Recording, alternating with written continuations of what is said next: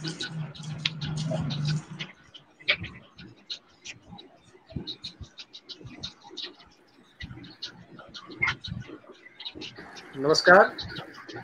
The teacher show के episode 40 में एक बार फिर से आपका स्वागत है। मित्रों, रोज की तरह एक बार फिर हम आपके सामने हाजिर हैं एक नए को लेकर, एक नए शिक्षक को लेकर।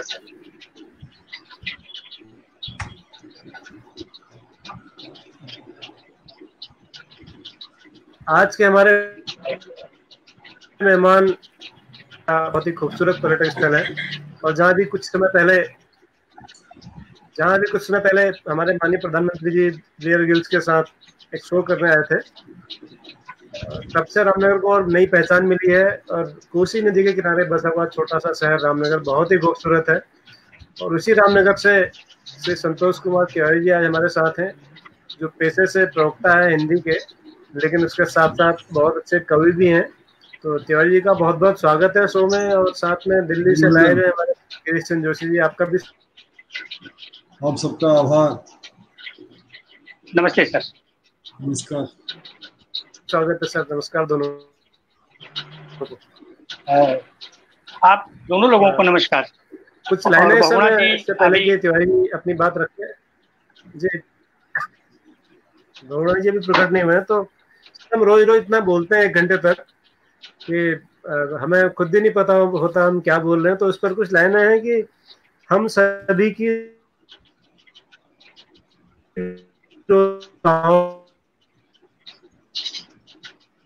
गाँव से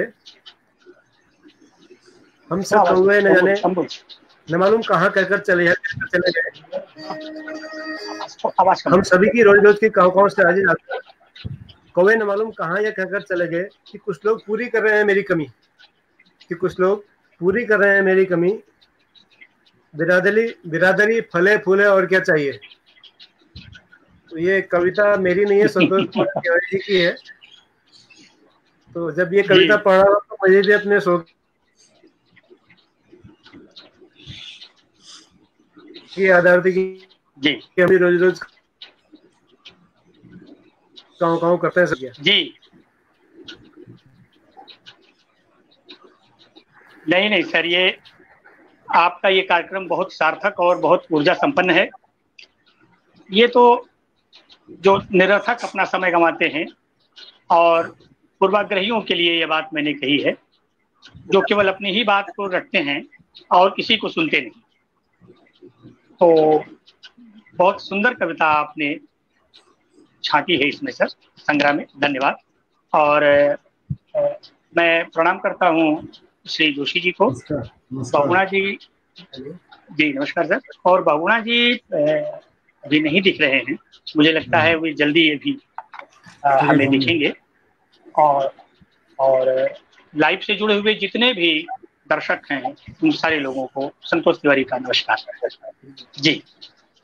ये आपकी जो कविता थी सर, इस कविता को लेकर के मेरा सवाल था कि ये जो गाँव हम निरर्थक तो रोज ही करते हैं, आपने जी गाँव करना कब से सीखा कविता? ये बहुगुणा जी पूछ रहे हैं, लिंक भेजिए। बहुगुणा जी कह रहे हैं लिंक भेजिए। भेजिए सर, भेजिए। जी सर, कविता करना मैंने कब से शुरू किया, बहुत एग्जैक्ट मैं आपको तो नहीं बता सकता, लेकिन मुझे वर्ष याद है। ये 1989 का वर्ष था जब मैं 9th क्लास का स्टूडेंट था। और उन दिनों मैंने कविता लिखना शुरू किया। और ऐसे ही शुरू में जैसा कहते हैं कि तुक जोड़ना, शब्दों को यहाँ से उठाकर वहाँ, वहाँ से उठाकर वहाँ रखना और कोई एक नया कौतुक उसमें पैदा करना, ऐसा सामान्यतः और अन्य कवियों के साथ भी प्रारंभ में होता है। और चूंकि मैं जिस कॉलेज में महाराजा इंटर कॉलेज अयोध्या का छात्र और वहीं का मैं रहने वाला, तो वहाँ पर साहित्य की जो जमीन है वो बड़ी उर्वर है।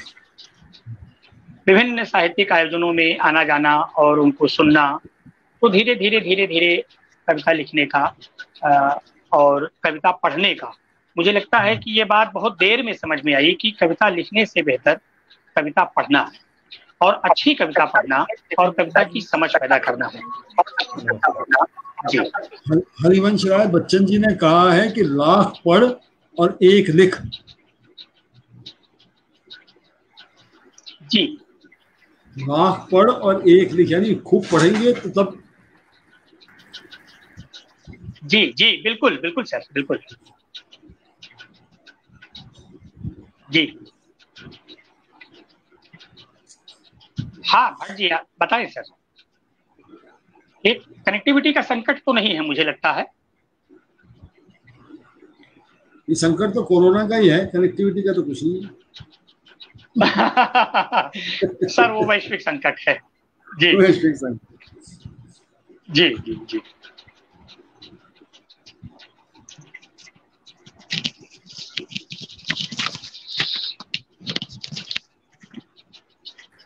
हाँ तिवारी जी, आप अपनी बात जारी रखिए सर। भट्ट जी, आप अपनी बात जारी रखिए। आप रुक प्रकट क्यों होइए। गए?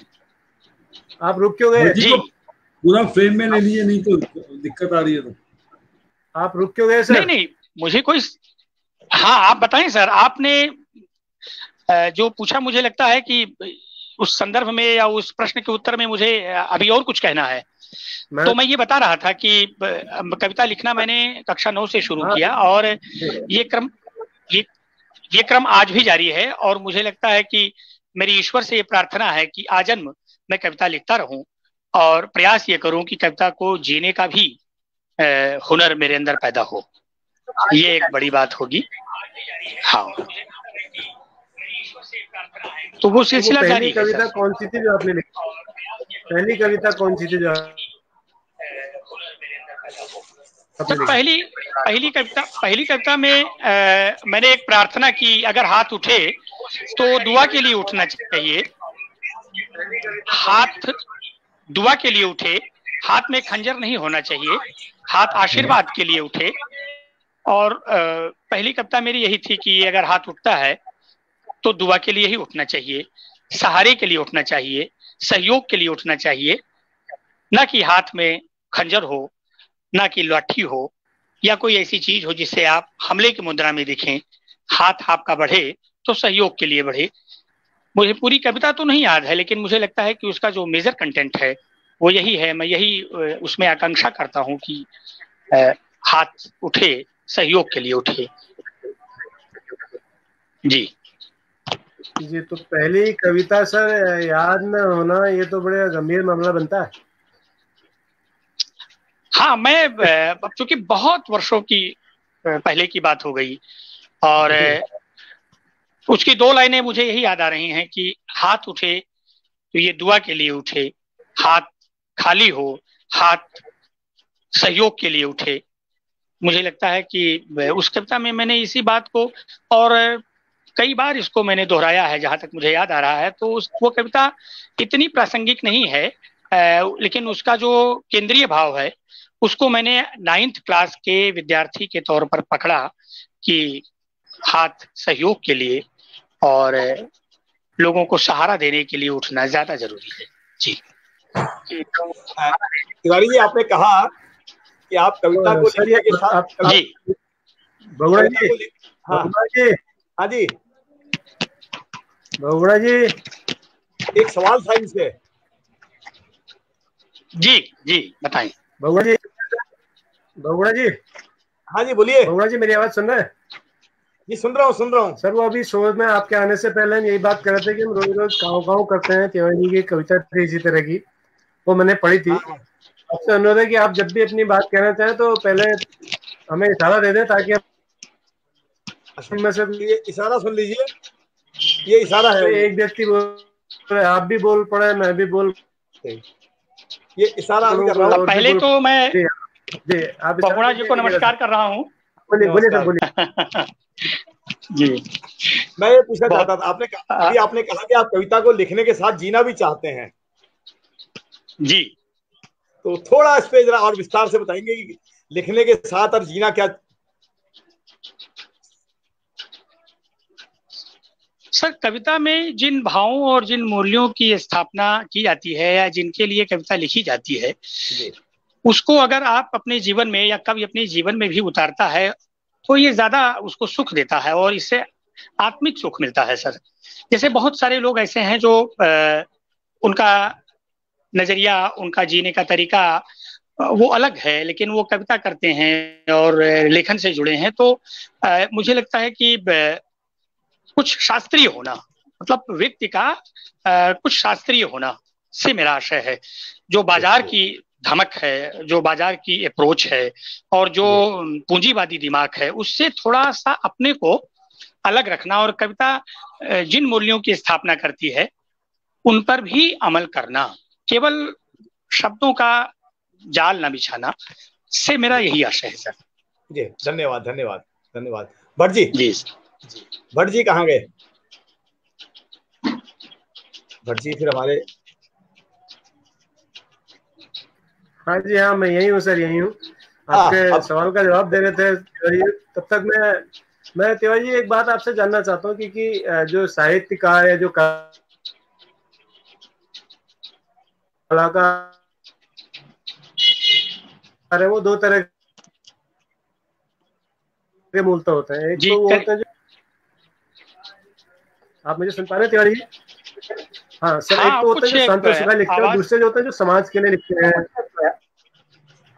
जी जी जी, देखिए सर, ऐसा है कि स्वांतः सुखाय कविता लिखने से या साहित्य रचने से एक आत्मिक सुख तो मिलता है, लेकिन ये है कि उसका जो प्रयोजन है उसके केंद्र में जन होना चाहिए। उसके केंद्र में तमाम लोगों की जो सुखी रहने की, उनको प्रसन्न देखने की, उनको स्वस्थ देखने की, उनके लिए मंगल कामना, ये ज्यादा जरूरी है सर।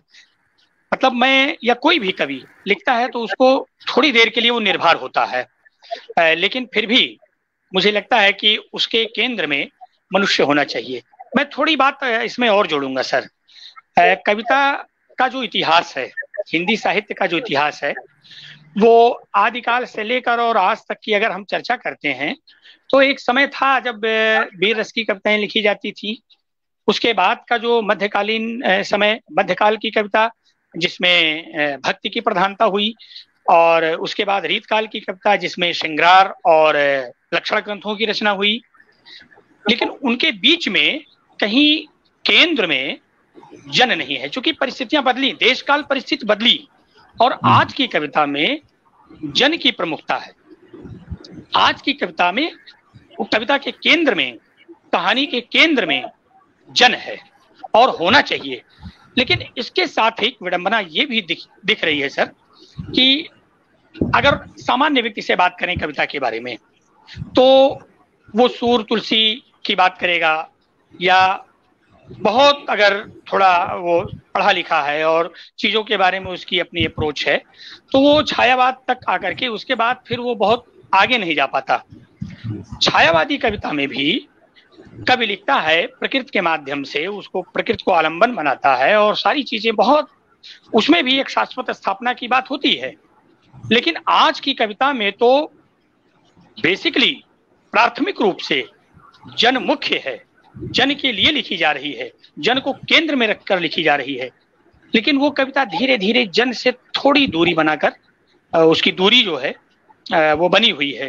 तो फिर भी लिखा जा रहा है, बेहतर लिखा जा रहा है सर।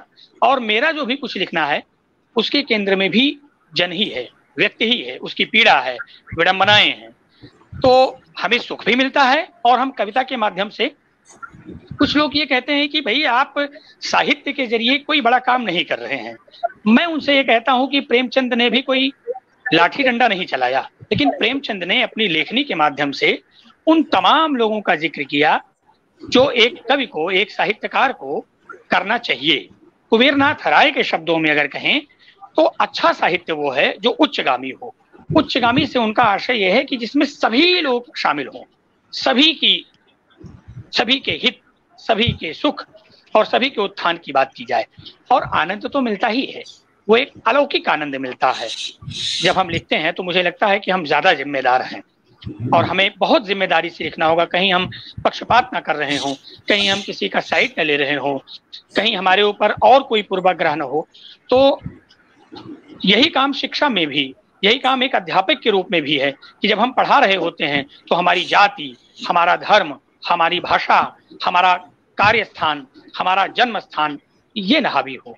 बस एक चीज हो कि जो सामने मेरा छात्र है वो कैसे एक अच्छा नागरिक बन रहा हो और हम जो बता रहे हो उसमें वो सारी चीजें उसको मौजूद मिलें, न कि तमाम तरह के खेमेबंदी, तमाम तरह की अपनी मान्यताएं, अपने आग्रह और अपनी व्यक्तिगत जो मेरी सोच है वो ना कहीं आड़े आए। जो विषय आपने दिया साहित्य और शिक्षा और साहित्य, तो उसमें भी कहीं ना कहीं ये बात मैं शायद इसको और डिटेल दे रहा हूं, लेकिन मुझे ये लगता है कि एक शिक्षक के तौर पर भी हम बहुत प्रसन्न होते हैं जब अपना बेहतर बच्चे को देते हैं। एक कवि के रूप में भी हमें बहुत प्रसन्नता होती है, चाहे वो कविता बहुत लंबी हो, चाहे वो कविता छोटी हो। तो कविता छोटी या लंबी से नहीं आशय है, कविता का मर्म जो है उसमें सारे लोग समाहित हो और हम भी हो। बस ये मुझे लगता है कि ये एक बेहतर बात है और इस दिशा में मैं चल रहा हूँ, ऐसा मुझे लगता है जी। क्योंकि संतोष मेरे को लगता है कि साहित्य का अर्थ ही मन का मिलन है। जी जी जी जी। साहित्य जब कहेंगे तो क्योंकि मेरी मन की भावनाएं झंझट होती हैं, वो उद्वेलित होती हैं, वो भीगती हैं, तब मैं उसको लगता हूँ अच्छा साहित्य। बिल्कुल क्योंकि मन का मिलन इज इक्वल टू साहित्य। हाँ, सहितस्य भावः साहित्यम कहा जाता है कि जिसमें सबका हित समाहित हो, सब समाहित हो। सर्वे भवन्तु सुखिनः सर्वे सन्तु निरामया। तो एक अच्छा साहित्य वही है जिसमें सब आ जाएं। हम जिनको नहीं जानते हैं वे भी आ जाएं, हम जिनको नहीं पहचानते हैं वे भी आ जाएं। जी जी महाराज संतोष कुमार तिवारी जी की बात है। आपने बहुत अच्छी बात कही सर, जो हमारे वैदिक ग्रंथों में भी लिखी हुई है। हाँ सर, भट्ट सर बताएं। मैं आगे आपकी कहाँ से आपने बाल अतुकांत की बात शुरू की थी शुरुआत में, तो अब आप अतुकांत ही लिखते हैं, तुकांत नहीं लिखते। लेकिन बहुत सारे लोग ऐसे हैं साहित्य प्रेमी जो अतुकांत कविता को कविता ही नहीं मानते। वो कहते हैं गद्य कविता है, गद्य है। जी जी जी। देखिए सर, ऐसा है कि आपको क्या लगता है अतुकांत कविता? हाँ, मैं उसी आपके ही प्रश्न पर आता हूँ। कविता मुख्य है और तुकांत होना, कविता में तुक का मिलना या कविता का अतुकांत होना, ये एक तरह का ये शिल्प का मामला है। लेकिन हाँ, ये जरूर है कि इस बात का बहुत विरोध किया निराला ने, और निराला की कविताओं में अगर बारीकी से अध्ययन किया जाए, अगर एक हाँ सर, मेरी बात पूरी होने दीजिए प्लीज। अगर कविता के मर्मज्ञ निराला की कविता को पढ़ें, राम की शक्ति पूजा हो, सरोज स्मृति हो या और अन्य कविताएं, तो उन कविताओं में भी एक लय आपको दिखेगी, उसमें भी एक गत्यात्मकता मिलेगी। हाँ, उसके बाद के कवियों ने भी उन बातों का ध्यान रखा, लेकिन ये कि आज की कविता मुख्य रूप से सांकेतिक कविता है। वो अर्थ नहीं खोलती, वो पूरी बात को नहीं बताती, लेकिन वो संकेतों के जरिए वो सारी चीजें बता देती है जो पाठक उसको समझ सके या पाठक को समझाने की पूरी कोशिश करती है। अब आई बात कविता में तुक का होना, तो उसमें एक बड़ी बात, उसका भी एक पक्ष बहुत मजबूत है। कविता में राइम और रिद्म का होना, ये आसानी से पाठक को वो कविता याद हो जाती है। उस कविता को वो गा सकता है, उस कविता को वो सुना सकता है, उस कविता के माध्यम से वो अपनी बात को दूसरे तक पहुंचा सकता है, संप्रेषित कर सकता है। लेकिन अतुकांत कविता एक तरीके से गूंगे का गुड़ है। वो खा तो रहा है, उसको आनंद तो आ रहा है, लेकिन उस बात को वो बहुत अच्छी तरीके से अगर उसको बताना हो तो शायद वो उतना अच्छी तरीके से, उतनी प्रबलता से उस बात को वो नहीं कह पा रहा है। और ये इस कविता का एक उतना कमजोर पक्ष तो नहीं है, लेकिन ये है कि देश काल परिस्थिति को देखते हुए आज अतुकांत की जो कविताएं हैं जिनमें राइम और रिद्म का संकट है, संकट इसलिए कह रहा हूं कि उसमें कथ्य की प्रधानता है। ये छायावाद के बाद, प्लीज सर मेरी बात सुन रहे हैं आप लोग? सुन रहे। छायावाद के बाद जी, छायावाद के बाद कविता के शिल्प में एक बड़ा परिवर्तन हुआ। और ठीक रामेश्वर शुक्ल अंचल और हरिवंश राय बच्चन, जिनका आप अभी नाम ले रहे थे, और नरेंद्र शर्मा जैसे लोगों ने, जो गीतों के बड़े कवि माने जाते हैं, लेकिन उनकी कविता में भी धीरे धीरे धीरे इसका मतलब ये दर्शन होते हैं। और पंत ने तो एक तरीके से बड़े स्तर पर इसका आगाज किया। पल्लव की पूरी भूमिका अगर देखी जाए, पढ़ी जाए, तो शायद आपके प्रश्न के ही उत्तर में मैं ये बात अपनी कह रहा हूं कि कविता का जो मूल स्वर है, कविता की जो व्याप्ति है, वो नहीं कहीं से कम हुई। हाँ, शिल्प में थोड़ा सा अंतर आया। शिल्प में थोड़ा अंतर ये आया कि वो राइम और रिद्म से। जी बताएं। भट्ट जी बोल सकता हूँ? जी स्वागत है। आपने जो हम एक शिक्षक भी हैं और हमें अक्सर छोटे बच्चों के साथ में रहना पड़ता है। तो जब हम शिल्प की बात करते हैं, भाषा की बात करते हैं, स्वच्छों की बात करते हैं, ये थोड़ा BA MA वगैरह जो बड़ी क्लासें हैं उन तक तो उनको तो समझ में आती है। लेकिन मुझे लगता है कि जो छोटे बच्चे हैं, खास तौर से जो 7वीं 8वीं और उससे नीचे के बच्चे हैं, वहां तो गीता, लय और छंद ताल का ध्यान रहेगा तो ज्यादा बच्चों के लिए आसान हो जाता है। जी जी जी बिल्कुल। देखिए, माँ जो लोरी गाती है, माँ जो लोरी गाती है, उस लोरी में भी शब्द नहीं प्रधान है, उसकी लय प्रधान है। उसका जो उतार चढ़ाव है वही प्रधान है और बच्चा वही सुनकर आनंदित होता है। तो छोटे बच्चों की शिक्षा, या मैं बड़े की भी बात कर रहा हूं सर, आसानी से संप्रेषित होने की खूबी और विशिष्टता लयबद्ध कविताओं में है। मैं इस बात को मान रहा हूं। लेकिन मैं दूसरी बात ये कर रहा हूं कि कविता में जिन भावों की और जिस कंटेंट की बात आज के समय में बदली हुई परिस्थितियों में कवि करता है या करना भी चाहिए, तो उसमें नई कविता की बड़ी व्याप्ति है और वो बड़ा काम नई कविता के माध्यम से हो रहा है। मुझे लगता है कि आपका ये प्रश्न जो है ये बहुत सर्वजनीन प्रश्न है कि आतुकांत कविता, शायद मैं ज्यादा बोले जा रहा हूँ क्या? नहीं, बढ़िया बोल, फर्स्ट क्लास जी। बहुत सुंदर। भट्ट जी ने, आदरणीय भट्ट जी ने जो प्रश्न किया, ये बहुत बहुत व्यवहारिक प्रश्न किया और बहुत महत्वपूर्ण प्रश्न है। एक कवि के तौर पर मैं इतने वर्षों से लेखन से जुड़ा हूं और हमको बहुत सारे लोगों ने कहा कि आप जो लिख रहे हैं, क्या ये आसानी से सब तक पहुंच रहा है? लेकिन मेरा ये मानना है कि मेरा ये मानना है कि जिन लोगों तक भी पहुंच रहा है, अगर वो ठीक से पहुंच रहा है तो मुझे खुशी होगी।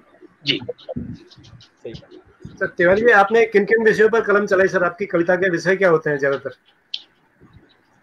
हमारी कविताओं के सर 2 विषय मुख्य हैं। हमारे 2 काव्य संग्रह अब तक आ चुके हैं। 2013 में फिलहाल सो रहा था ईश्वर, और 2019 में अपने अपने दंडकारण्य, प्रेम और व्यंग्य। प्रेम और व्यंग्य, जी हाँ, ये पहला संग्रह है मेरा सर। फिलहाल सो रहा था ईश्वर, और आपके हाथ में है वो दूसरा संग्रह है, अपने अपने दंडकारण्य। जी, मेरी कविताओं के 2 मुख्य स्वर हैं। जी, आपने कविता लिखी है सर? हैं जी जी, बताएं, आप कुछ कह रहे हैं? आपने प्रेम और व्यंग अपनी कविताओं के मुख्य विषय बताए हैं। जी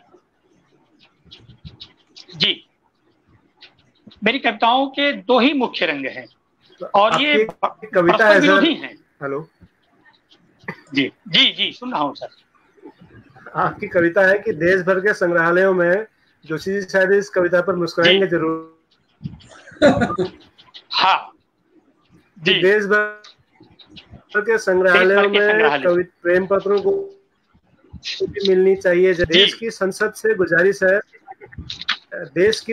गुजारिश है इन खतों को राष्ट्रीय धरोहर का दर्जा दिया जाए।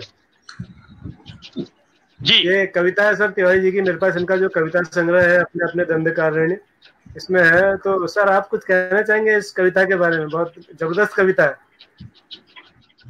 हाँ, आपका प्रश्न मुझसे है? जी जी, आपसे।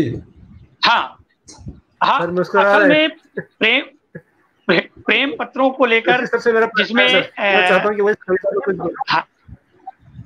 हाँ जी, मैं बता रहा हूँ, चूंकि प्रेम एकांतिक विषय है, प्रेम बहुत ही व्यक्तिनिष्ठ विषय है, लेकिन मैंने इसको सार्वजनिक किया।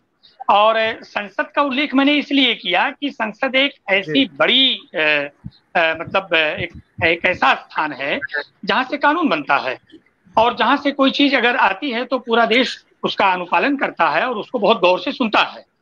तो अगर ऐसा कानून बने कि जो प्रेम पत्र जला दिए जाते हैं या जो नदी में फेंक दिए जाते हैं या जिनको लोग ओपन नहीं करते हैं, कुछ बुरा नहीं है, उनको लाया जाना चाहिए, उनको संग्रहालयों में रखा जाए।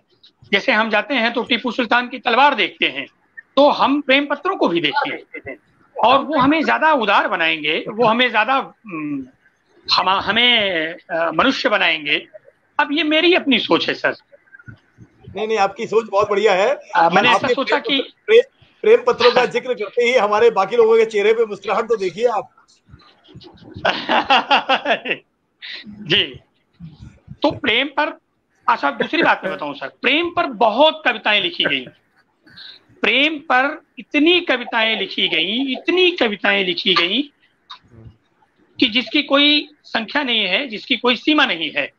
तो इसलिए मैंने छोटे छोटे जो रूप प्रेम के दिखाए हैं अपने बिंबों के माध्यम से, उसमें मैंने इसका उल्लेख किया कि प्रेम को बड़े अर्थों में और उनको मान्यता मिले, बुरा नहीं है।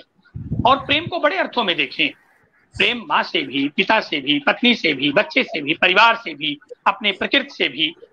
तो केवल उसको रूढ़ अर्थों में किसी नायक और नायिका से जोड़कर अगर देखते हैं तो वो भी ठीक है, वो भी आनंदित करता है मन को, लेकिन प्रेम को बहुत छिपा कर उसका जो गोपन पक्ष है, उसको भी अगर हम विराट से जोड़ते हैं तो वो हमें तसल्ली देता है और हमारी सोचने के तरीके को थोड़ा और व्यापक बनाता है सर। जी, पूरे वैश्विक साहित्य को यदि आप समेट लें, इसमें से आधे से ज्यादा हिस्सा प्रेम पे होगा। पूरे विश्व में आज तक जो साहित्य रचा गया है उसकी पृष्ठभूमि या उसका आधार जो होगा वो प्रेम होगा। और प्रेम को हम सिर्फ देह से ना जोड़ें, प्रेम तो बिल्कुल अल्लाह से हमारा एक वो है, नाता है, उससे अलग लग गई, प्रेम हो गया। बिल्कुल बिल्कुल। बहुत देर से सर हम तिवारी साहब, हाँ बताएं सर।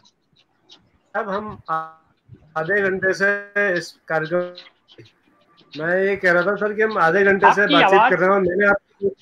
मैंने आपकी 2 कविताएं सुना दी, लेकिन आपके मुंह से अभी तक आपकी कविता हम नहीं सुन पाए, हम और हमारे दर्शक। हाँ बिल्कुल सर, बिल्कुल सुनाएंगे। जी, कविता आपकी वजह से आगे बढ़ते हैं। हाँ बिल्कुल, मैं अपनी कुछ कविताएं सुनाता हूं और उसके बाद फिर परिचर्चा जो है जारी रहेगी और फिर उसके बाद फिर कुछ कविताओं से समापन। तो बगुणा जी। जी सुन रहा हूँ, मैं सुन रहा हूँ। बगुणा जी। जी हाँ सुन रहा हूँ। तो बिल्कुल बोलिए, सब सुन रहे हैं आपको। मेरी जी मेरी पहली कविता है घास काटती औरतें। पहली कविता है घास काटती औरतें। घास काटती औरतों से सीखा जा सकता समय को छप छपा काटने का हुनर। उनकी स्मृतियां दराती के धार में समा गई हैं। उन्हें याद नहीं अब अपने बचपन की सहज आदतें, खेल खिलौने और सहेलियों के नाम। अब वे बहुत कुछ भूलने में करने लगी हैं भरोसा। कोई उन्हें बता दे सही दुख काटने की दराती मिलने का सही सही पता ठिकाना। कोई उन्हें बता दे सही दुख काटने की दराती मिलने का सही सही पता ठिकाना। ये मैंने पहाड़ पर मैंने देखा स्त्रियों को कि वो किस तरह घास काटने में मग्न हैं और उनकी वो तल्लीनता जो है वो मुझे लगता है कि घास काटना भी वो एक धर्म के तरीके से लेती है। इतनी तल्लीन होकर वो घास काटती हैं कि बगल से निकलने वाला आदमी भी, उसकी आहट भी उनको नहीं सुनाई देती है और वो बहुत तन्मय है। तो एक कविता घास काटती होती है और एक कला है। घास काटना भी एक कविता है, कला है, शिल्प है। बिल्कुल बिल्कुल बिल्कुल सर, बिल्कुल। मैं घास काटने को दुख काटने से जोड़ रहा हूँ। जी जी। और मेरी एक कविता और, हमें नहीं पता। हमें नहीं पता वेनेजुएला का तापमान, तिब्बत के पठार की ऊंचाई, अमेरिकी अफसरों के नाम पते या दुनिया भर के लाट साहिबों के बारे में हमें नहीं पता। हमें पता है सिर्फ समुद्र की तहों में नमक है। हमें पता है सिर्फ समुद्र की तहों में नमक है। माँ के दुख के आगे बड़ा से बड़ा दुख नहीं दिखता।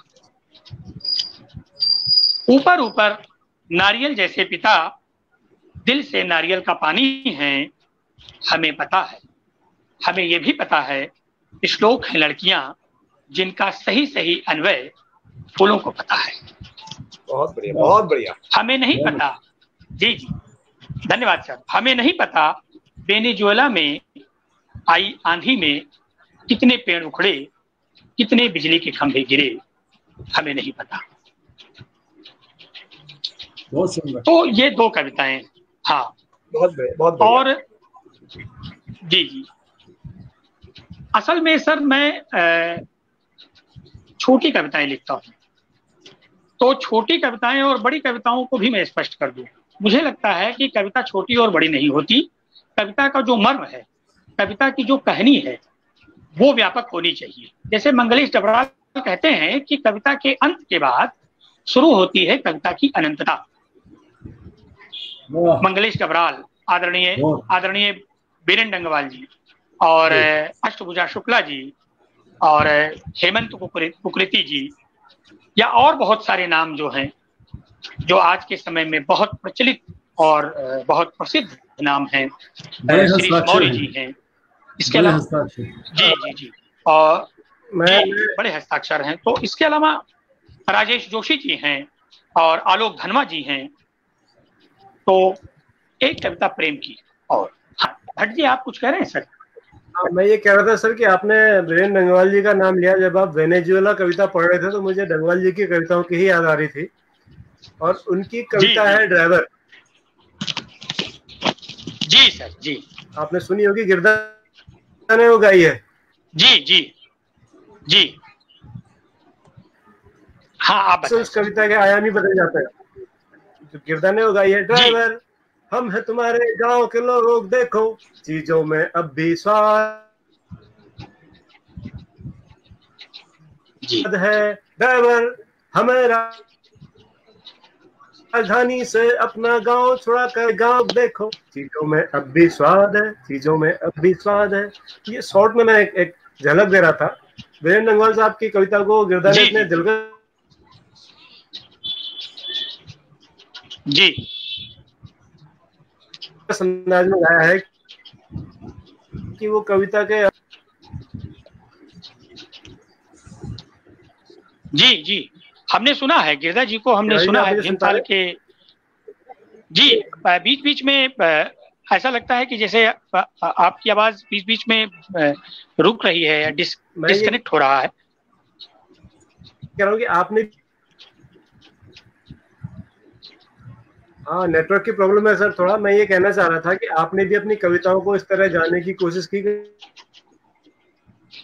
नहीं सर, हमने गाने की कोशिश नहीं की, ये कमी है। हमने ऐसा प्रयास नहीं किया। तो आप प्रेम पे कविता सुना रहे थे, लेकिन अगली जी एक प्रेम पर आप कविता सुना जी जी हाँ जी, मेरी एक कविता है, तुम ही बताओ। एक ही दिल था जिसे जीत लिया तुमने, एक ही दिल था जिसे जीत लिया तुमने, अब रोज रोज हारने को तुम ही बताओ, आखिर इतने दिल कहाँ से लाऊं। बहुत अच्छी जी। ये क्या हम हाइकू के लिए तैयार हैं? हाइकू भी बहुत संक्षिप्त कविताओं का एक, चूंकि एक नया शिल्प है, नए शिल्प में कविताएं एक नए रूप में हाइकू, जो 2 लाइन की 3 लाइन की कविताएं, लेकिन मुझे नया शिल्प नहीं है ये। आज से 30-35 साल पहले कादम्बरी में चला करता था, क्षणिकाएं कहते थे इसको, राजेंद्र यादव जी ने शुरू करवाया था क्षणिकाएं। ये हाइकू नया शब्द आ गया है, लेकिन मुझे याद है मैं जब 9वीं 10वीं में पढ़ा करता था सन 76-77 में, तो उस समय से लेकर के सन 90 तक जो कादम्बरी जब छपती थी तो उसमें क्षणिकाएं चलती थी, 3 या 4 लाइन, अधिकतम 4 लाइन।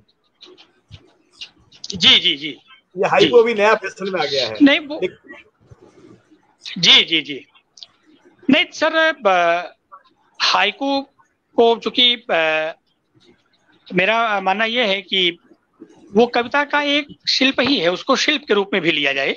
और लंबी कविताएं या छोटी कविताएं या छोटी कविता को हाइकू से जोड़ देना मुझे थोड़ा कम समझ में आ रहा है।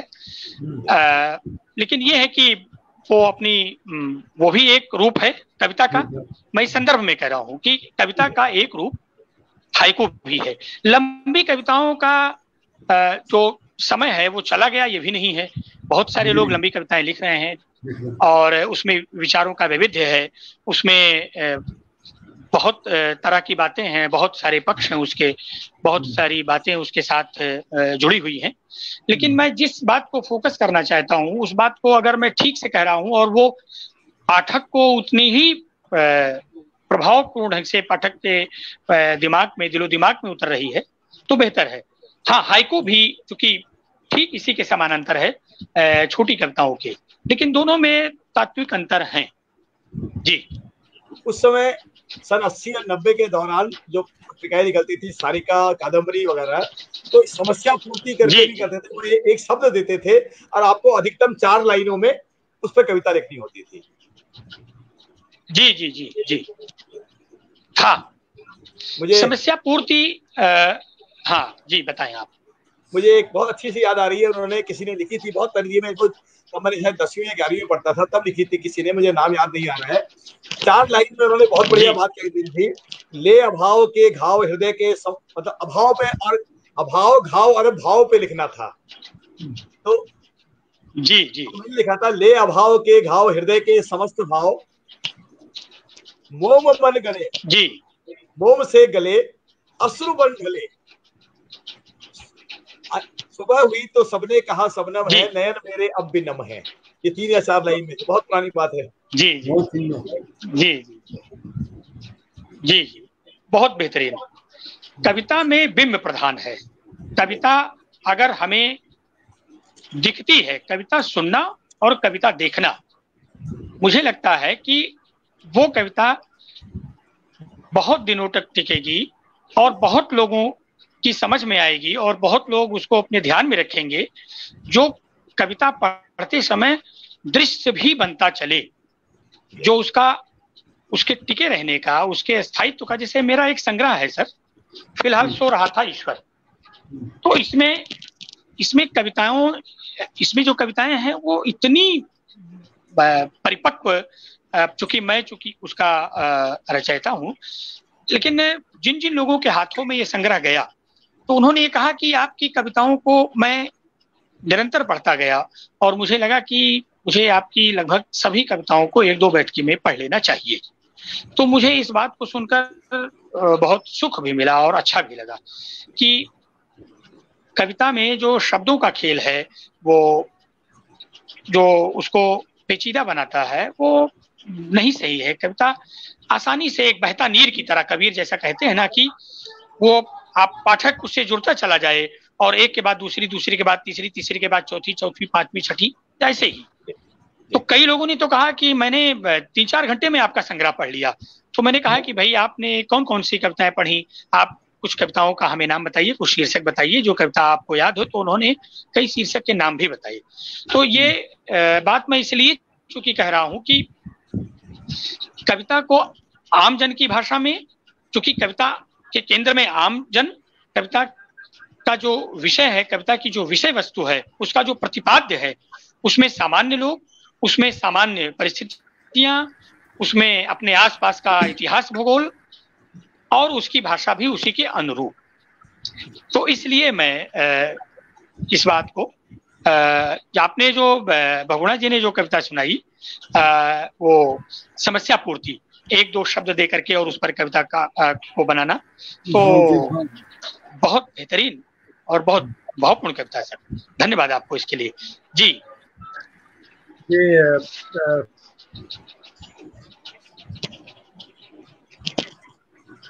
सर एक हमारा सेगमेंट है जिसमें हम अभी चलने दीजिए, कविता के फ्लो को चलने दीजिए, थोड़ी देर में कर देते हैं जी, लास्ट के 10 मिनट में कर लीजिए सर। ठीक है, चलिए ठीक है। जो काव्य संग्रह आपने तो दिखाया उसमें से कोई बढ़िया कविता हो जाए।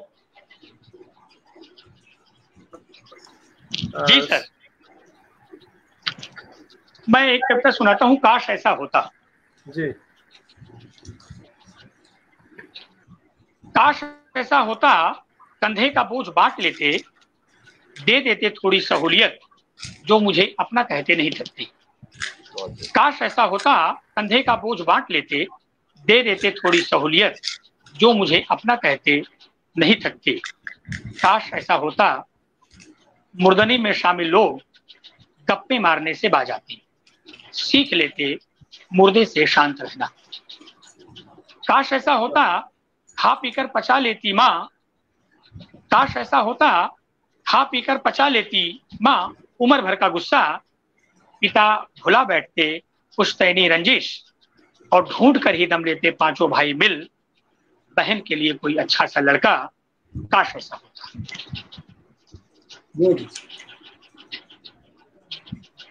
बहुत सुंदर जी। राजेंद्र प्रसाद उपाध्याय हमारे एक दर्शक हैं जो नियमित रूप से जुड़े रहते हैं, वो अपने कमेंट में कह रहे हैं छिड़काने और हाइकू अलग अलग हैं। हाइकू जापानी शब्द से आया है और इनको जोड़ के नहीं देखा जा सकता। हाँ हाँ, मैंने हाइकू के लिए बताया कि ये चूंकि ये जापानी कविता का एक रूप है जी।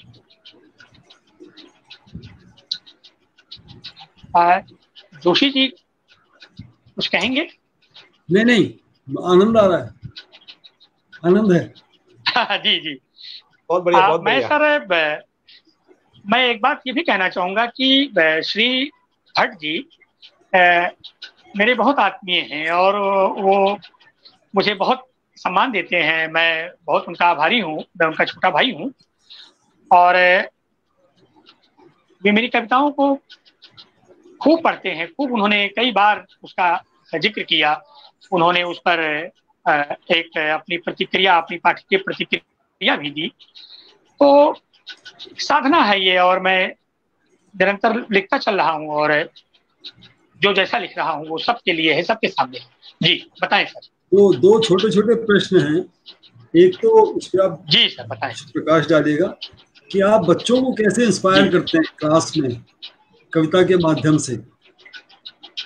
अपनी कविताएं सुनाते हैं या जो कविताएं सिलेबस में हैं उनको दूसरे ढंग से पेश करने की कोशिश करते हैं। दूसरा, जो आप नई कविता कह रहे हैं, वो क्या हम उसके लिए समकालीन वर्ड ठीक है, नया तो हमेशा नया ही रहेगा।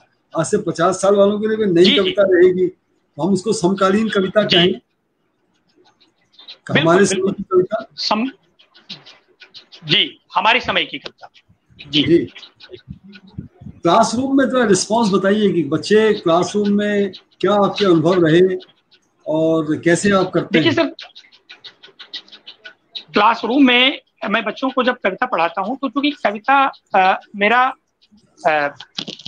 एक पसंदीदा विषय है, तो जब मैं पोइट्री पढ़ाता हूं, देखिए पोइट्री और प्रोज तो दोनों को जब मैं बच्चों को पढ़ाता हूं तो मेरी ये कोशिश होती है कि मैं उसमें डूब के उनको पढ़ाऊं। लेकिन जब मैं कविता पढ़ाता हूं तो मैं उनको एक बात ये बताता हूं कि देखो, कविता में लिखता भी हूं और कविता में खूब पढ़ता भी हूं, और कविता में जितनी बातें कही जा रही हैं उनको बहुत अच्छी तरीके से और उनके सारे पक्षों को, उसका चूंकि बहुत बड़ा एक प्लेटफॉर्म है, उनको भी ध्यान में रखकर तुमको कविता को समझना होगा। और मैं अपनी कविताएं बीच बीच में ऐसा तो नहीं है, मैं ऐसा प्रयास बहुत कम करता हूँ कि मैं अपनी कविता सुनाऊं, लेकिन मैं एक उल्लेख उनको ये जरूर करता हूँ कि आनंद यादव की एक कहानी है, बल्कि एक उपन्यास का एक अंश है, जूझ करके, जो हमारे यहाँ 12th की हिंदी की बुक है वितान, उसमें आनंद यादव अपने अध्यापक का उल्लेख करते हैं और वो कविताएं भी लिखते हैं, और आनंद यादव उनसे कविताएं सुनते हैं और उन कविताओं से वो प्रभावित होते हैं और वो खुद भी कविता रचते हैं। एक बात। दूसरी बात, हमारे भी ऐसे कई स्टूडेंट हैं जो कहते हैं कि सर आपकी कविताओं से प्रभावित होकर या आपकी कविताओं का आप कविताएं पढ़ाते हैं हमें, जो हमारे पाठ्यक्रम में है, उसको जिस तरीके से आप उनकी व्याख्या करते हैं, उनको समझाते हैं, तो मैं उनसे भी कहता हूं कि तुम सामान्य विषयों पे कविता लिखो, तुम पानी पे कविता लिखो, तुम जलवायु पे कविता लिखो, तुम हवाओं पे कविता लिखो जो तुम्हें दिख नहीं रही है। तो वो प्रयास करते हैं और वो कहीं ना कहीं इससे जुड़ते हैं, प्रेरित होते हैं। तो कविता को मैं पढ़ाते समय सर बहुत तल्लीन होता हूँ, बहुत डूबता हूँ उसमें, और मैं कहता हूँ कि आप कनेक्ट होइए हमसे, क्योंकि कनेक्ट नहीं होंगे, जैसे होता है ना कि जैसे मदारी सीधे आकर के अपना खेल नहीं दिखाने लगता है, वो पहले एक तरह का माहौल बनाता है, थोड़ा डमरू बजाएगा, थोड़ा कुछ बोलेगा और लोगों को कनेक्ट करेगा, लोगों को आकर्षित करेगा। तो तैयार होना जरूरी है। तो अगर आप तैयार हैं तो आप कविता को पढ़िए, आप कविता को समझिए और कविता में डूबिए, कविता को दूर से न देखिए। तो मैं प्रयास ये करता हूं कि उनके जितने भी पक्ष कविता के खुलते हैं उन सबको हम खोलकर बच्चों के सामने रखें, उन सारे दृश्यों को, उन सारे पहलुओं को, और कविता क्या कहना चाहती है। कभी कभी ऐसा भी होता है, मैं कहीं पढ़ रहा था कि जयशंकर प्रसाद से कामायनी के बारे में, कामायनी के विभिन्न सर्गों और उनकी कविताओं के बारे में जब आलोचकों ने या कविता के जानकारों ने उनसे बातचीत की, तो उन्होंने जवाब दिया, कहा कि भाई देखो, मैंने कविता रच दी और कविता की जितनी छवियां बन सकती हैं ये मैं भी नहीं जानता, ये पाठक तय करेगा।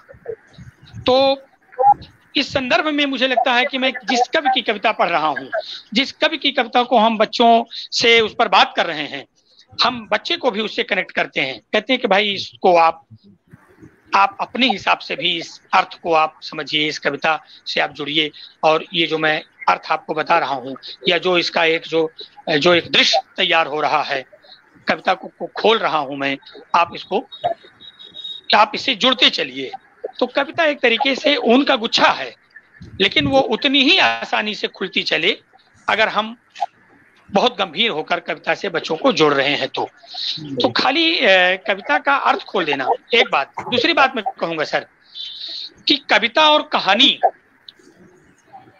केवल बच्चों को पढ़ा देना, बता देना, समझा देना ही नहीं है, उसको, हेलो मेरी बात जा रही सर? जी जी, उसको बच्चे के अनुभव से भी जोड़ना। देखिए, कभी कभी बहुत बड़ी बात अगर हमने कह दी, बच्चे ने नहीं समझी, तो हमारा बताना बेकार हो गया।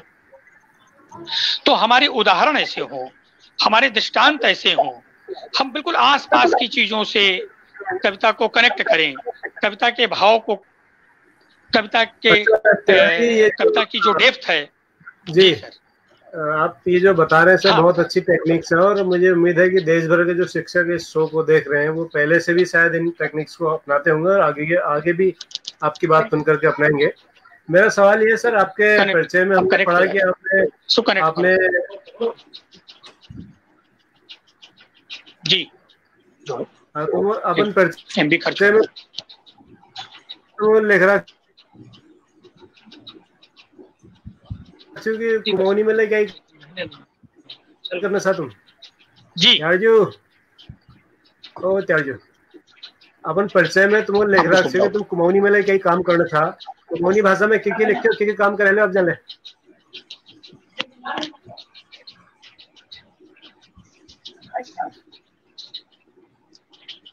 इसको सही करो, आधे में हो गया ये। कनेक्ट बंद ना हो जाए। जी हाँ बताएं सर। हम आयुष यही रहो। चलिए सर, हम तब तक सवाल जवाब का सिलसिला लेते थे। तिवारी क्या कुछ डिस्टर्बेंस है? तो पहला सवाल हम लेते हैं सर कल का, उसका जवाब हम चाहेंगे कि आप। मैं संक्षिप्त से जवाब दूंगा क्योंकि फिर बोलने में आऊंगा तो ये मेरा प्रिय विषय है और फिर काफी लंबा बोल जाऊंगा, दर्शकों को दे दें। हाँ, मैं संक्षिप्त में आपको बता देता हूँ। जी सर, इसके उत्तर है जो वैसे राजेंद्र प्रसाद उपाध्याय जी दे दिया करते हैं, लेकिन उन्होंने भी नहीं दिया। ये जो क्या कहते हैं गायक हैं, पार्श्व गायक, ये सुखविंदर सिंह।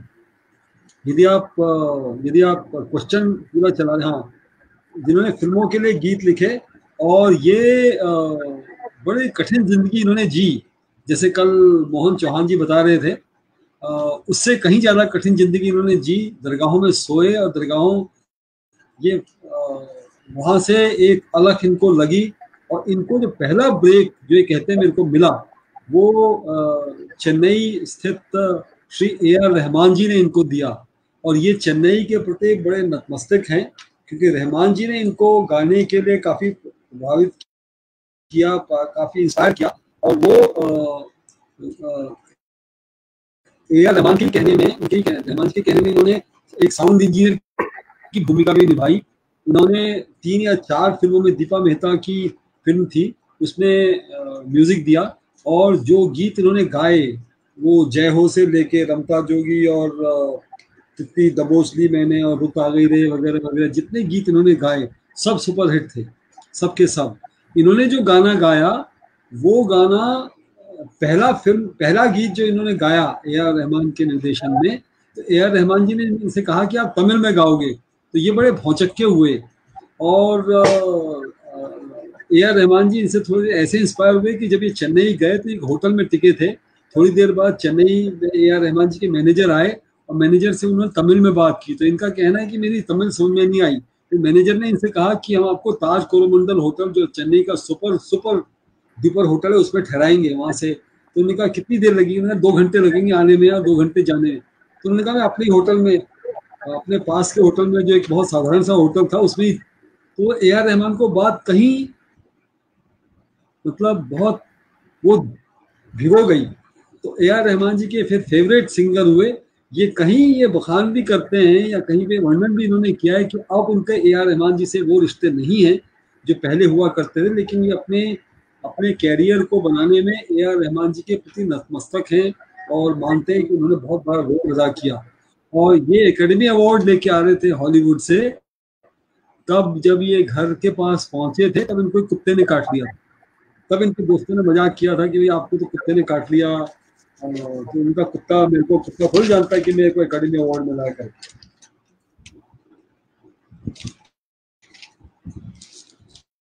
तो सुखविंदर सिंह, सुखी जिनको बोलते हैं, सुखी के बारे में बड़ी लंबी लंबी बात हो सकती है और इसका भी उत्तर आया नहीं कि साधारण और विलक्षण, ऑर्डिनरी और एक्स्ट्रा ऑर्डिनरी के बीच एक अतिरिक्त एक्स्ट्रा की ही आवश्यकता होती है और वो एक्स्ट्रा का ही भेद है जो कि उसी अतिरिक्त से सब कुछ बदल जाता है, राइट? तो वो आप ये लीजिए कि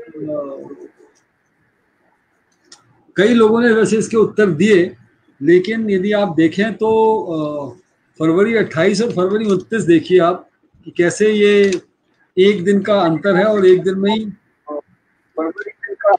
4 साल में एक दिन का वो अंतर कैसा रहता है। तो ये बड़ा अजीब सा प्रश्न था कि what is the only difference between the ordinary and the extra ordinary. वो एक एक्स्ट्रा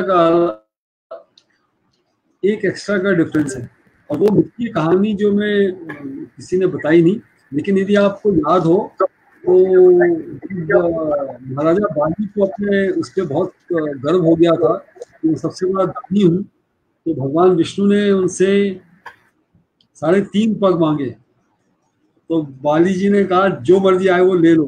3 पग में तो उन्होंने 3 नाप दिए, लेकिन वो एक्स्ट्रा हाफ जो था, एक्स्ट्रा नहीं, वो एक बहुत बड़ी भूमिका उसने निभाई, जिसने बाली साहब को, महाराजा बाली को वो एहसास कराया कि घमंड नहीं करना चाहिए। और दूसरा मिथ की ये जो एक्स्ट्राऑर्डिनरी और एक्स्ट्राऑर्डिनरी में है, वो यदि हम याद करें कि भगवान शिव और पार्वती माँ बैठी हुई हैं और अपने दोनों पुत्रों को भेजती हैं कि संसार की परिक्रमा करके आओ, और कार्तिकेय जी का तो वाहन जो क्या बोलते हैं, तो परावीणा, उनका जो मोर है जो वाणी की गति से भी तेज चलने वाला है, उसमें बैठ के चल दिए। और गणेश जी तो हिले ही नहीं। काफी देर के बाद जब गणेश जी उठे और चक्कर लगाए तो एक्स्ट्रा उन्होंने एक तरफ मूषक पे एक चक्कर लगाया और उनको अवार्ड मिला कि आप सबसे ज्यादा पूजे जाओगे। तो वो एक डिफरेंस है between the ordinary and the extra ordinary. एक एक्स्ट्रा का डिफरेंस है। मेरे को लग रहा था कि बुद्ध की कहानियां हमारे कई अच्छे श्रोता हैं वो देंगे, लेकिन अनफॉर्चुनेटली पुष्पेंद्र सिंह राठौर जी लिख रहे हैं कि सुखेंद्र ने गजब के गायक। जी बिल्कुल बिल्कुल। आज का पहला सवाल है सर। हाँ, आज 23 जुलाई को संचार के क्षेत्र में क्या उपलब्धि हासिल हुई? What achievement did we have on July 23rd in the field of communication?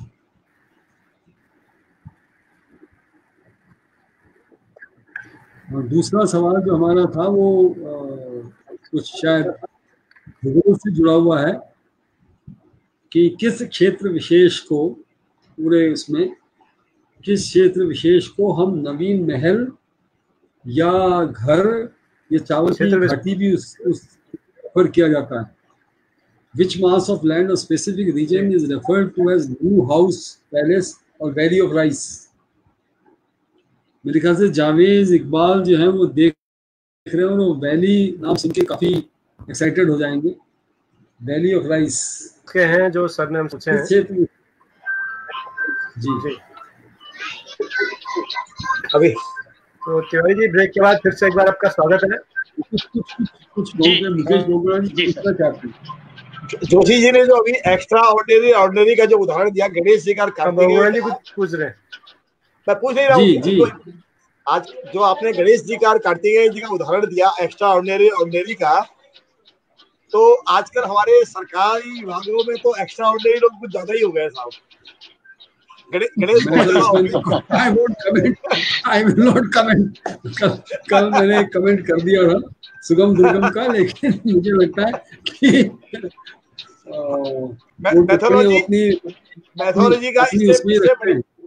Mythology का इससे बढ़िया जो लोग कर रहे हैं, प्रयोग कर रहे हैं, इससे ज्यादा इससे बढ़िया प्रयोग कहीं नहीं देखा मैंने साहब।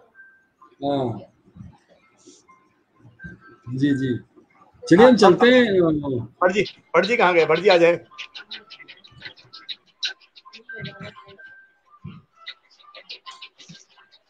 भट्ट जी कहाँ चलेंगे? तो तिवारी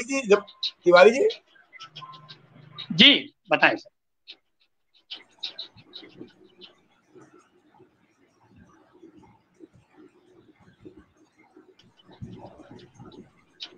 भट्ट जी नहीं दिख रहे हैं सर। भट्ट जी भी नहीं दिख रहे और मुकेश बोगरा जी भी नहीं दिख रहे हैं।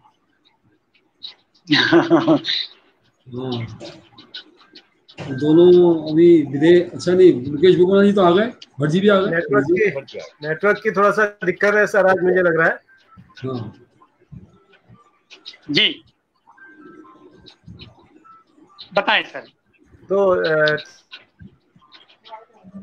तिवारी जी आपकी कविताओं का सर आप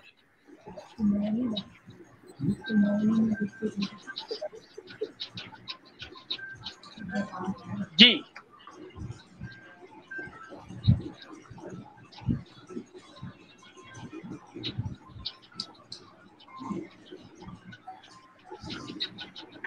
हाँ भट्ट जी आप कुछ कह रहे थे। मैं ये कह रहा था सर कि आपकी कविताओं के बीच में तकनीकी बाधा आ गई थी। अब आप कौन सी कविता सुनाने वाले हैं दर्शकों को? जी एक दो कविताएं और सर।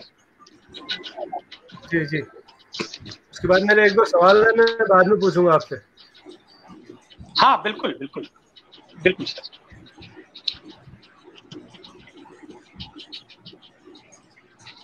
मेरी एक कविता है दरवाजा। हर बार इस यकीन से दरवाजा खोलता हूं जैसे वे होंगे। हर बार इस यकीन से दरवाजा खोलता हूं जैसे वे होंगे। मैं हर बार निराश होता हूं, ऐसा भी नहीं। यकीन के साथ कहता हूं हर आहट पर वे भी लपक कर खोलते होंगे दरवाजा।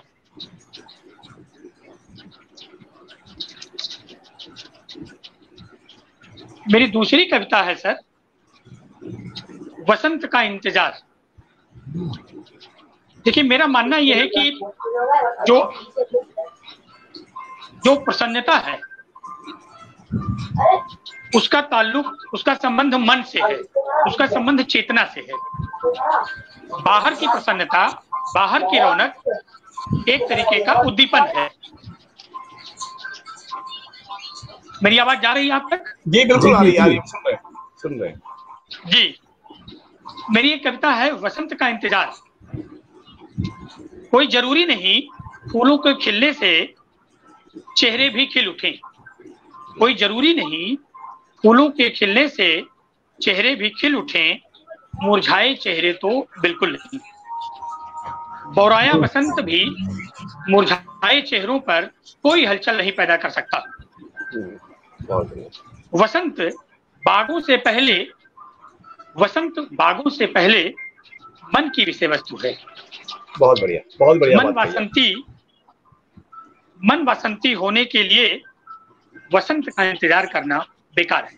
बहुत बढ़िया, बहुत बढ़िया बात कही आपने। मन वासंती होने के लिए वसंत का इंतजार करना बेकार है।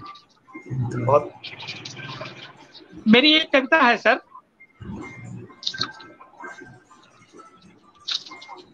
झूठ केवल आदमी बोलता है। झूठ केवल आदमी बोलता है। आदमी बोलता है।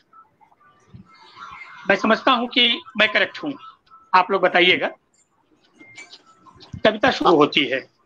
आप सच कह रहे हैं। मैं भगवान जी से सहमत हूं। सागर, जी जी जी, धन्यवाद सर।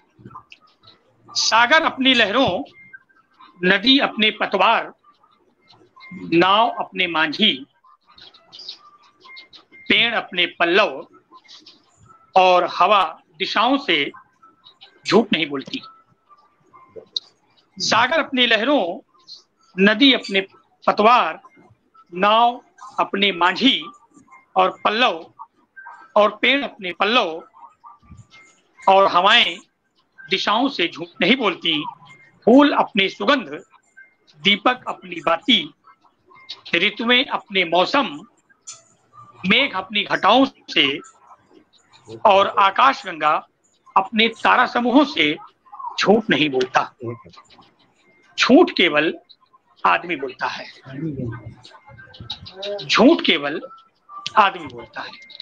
बहुत बढ़िया, बहुत बढ़िया, बहुत सुंदर उपमाएं दी आपने, बहुत सुंदर, बहुत बढ़िया, बहुत बढ़िया जी।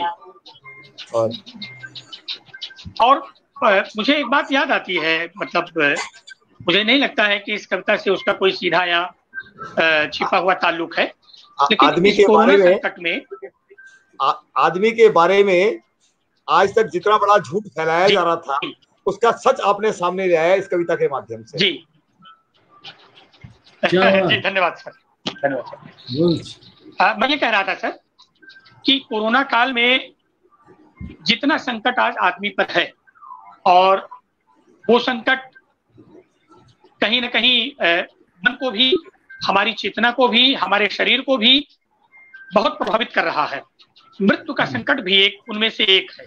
हम अवसाद में हैं, लेकिन कोई पंछी, कोई जीव जंतु या मनुष्य के अलावा जितने भी प्राणी हैं, वे आज बहुत मस्त हैं, बहुत निष्कंटक घूम रहे हैं, बहुत आनंद और आह्लाद से जी रहे हैं। मुझे लगता है कि जो जानवरों के मुंह में लगाते थे कि वो अनावश्यक चीजें खा न लें, अब वो आदमी लगा के घूम रहा है, वो कुछ खा नहीं रहा है, वो खाने के लिए नहीं है, लेकिन ये कि खतरे में मनुष्य है। पर्यावरण आप देखिए कितना निखार है, बिल्कुल लगता है कि पूरा नेचर हमको आमंत्रित कर रहा है। आप जिधर भी देखें हर ओर नैसर्गिक सुख जैसे बिछा हुआ है। जीव जंतु जितने भी हैं सब प्रसन्न हैं। नदियों में पानी बहुत हो गया, सरोवर ये नैनीताल झील में पानी ही पानी हो गया, नहीं एक समय होता था किनारा दिखता था। तो इनके कुछ फायदे और कुछ नुकसान भी हैं जी। तो अभी थोड़े दिन पहले मेरा एक लेख भी आया था जिसमें मैंने नैनी झील का उल्लेख किया था, और उसके अलावा जो और झीलें हैं आसपास की, भीमताल, नौकुचिया ताल, इसका भी उल्लेख किया था। तो कहीं ना कहीं पर्यावरण और ये जो हमारा आसपास का जो एनवायरनमेंट है बहुत शुद्ध है, बहुत साफ है, जहरीली गैसें नहीं हैं, और सारा जो खतरा है वो सब मनुष्य पर ही है। क्योंकि वो मुझे लगता है, और मैं कहता भी हूँ, कि सबसे बड़ा कूड़ा घर जो है वो आदमी का दिमाग है। सबसे खतरनाक चीज अगर कोई है तो वो आदमी की ये खोपड़ी है जिसमें सब कुछ भरा हुआ है, और तो सब कुछ ठीक है। अब आप अपनी कविता में एक लाइन और जोड़ लीजिए कि प्रकृति इतना सच बोल रही है, आदमी न सिर्फ झूठ बोलता है बल्कि प्रकृति सच बता रही है, सच को समझता भी नहीं है, सुनता भी नहीं है। जी जी जी, नहीं सुनता है वो, नहीं सुनता है वो, क्योंकि वो प्रमाद में जी रहा है ना। जी बिल्कुल बिल्कुल बिल्कुल। हाँ भट्ट जी बताएं सर। जी सर, मैं ये कह रहा था कि आपने ये कविता संग्रह एक मुझे अपना दिया था, अपने दंडकारण्य, और मैंने इसे कई बार पढ़ा सर, बहुत बार पढ़ा, और मुझे कई बार अपने बारे में भ्रम होता है कि मेरी भी बुद्धि ठीक ठाक है, लेकिन ये कविताओं को समझने के लिए मुझे बहुत ये भ्रम आपको क्यों होता है? और मैं समझ नहीं पाया कि मेरी बुद्धि, कई बार मुझे पढ़ना पड़ा उसको, तो इतना मुश्किल, इतनी कठिन कविताएं कैसे आप लिख लेते हैं? सर मुझे मैं एक दो बातों को कविता लिखते समय बहुत गौर करता हूँ, और वो ये कि हम जो कविता लिख रहे हैं वो पाठक के लिए लिख रहे हैं, कविता प्रेमियों को उनकी संख्या को बढ़ाने के लिए लिख रहे हैं, कविता को संकुचित करने के लिए, कविता में कठिन शब्दों के अर्थ, कविता को और गूढ़ बनाने के लिए, कविता को जटिल बनाने के लिए कविता नहीं लिख रहे हैं। लेकिन कहीं कहीं पर यह होता है कि कविता की जितनी भी छवियां हैं, जितने भी उनके रूप हैं, वो हर व्यक्ति को वैसे ही या उसी रूप में सुलभ नहीं हो पाते हैं। हो सकता है मेरी कविता का आपने किसी कविता को या कई कविताओं को आपने जिन जिन दृष्टियों से देखा हो वो और व्यापक या और महत्वपूर्ण लगी हों, हमें उतनी ना लगी हो लिखते समय।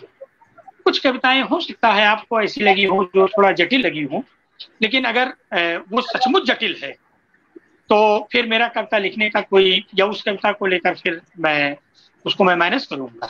नहीं सर, आपने अच्छा लिखा होगा, मैं अल्पबुद्धि हूँ तो मैं नहीं समझ पाऊंगा उसको। नहीं ऐसा भी नहीं है सर। अब मैंने हाँ सर एक बात है भगवान जी, एक बात कहता हूँ मैं। आपने कहा ना कि आदमी झूठ बोलता है, लेकिन भट्ट जी ने भी बहुत सच बोला है। बगुड़ा जी कुछ कह रहे हैं जी। बगुड़ा जी मैंने कहा इनकी कविता है कि आदमी झूठ नहीं बोलता, लेकिन अभी आपने बहुत सच बोला है, आदमी सच भी बोलता है।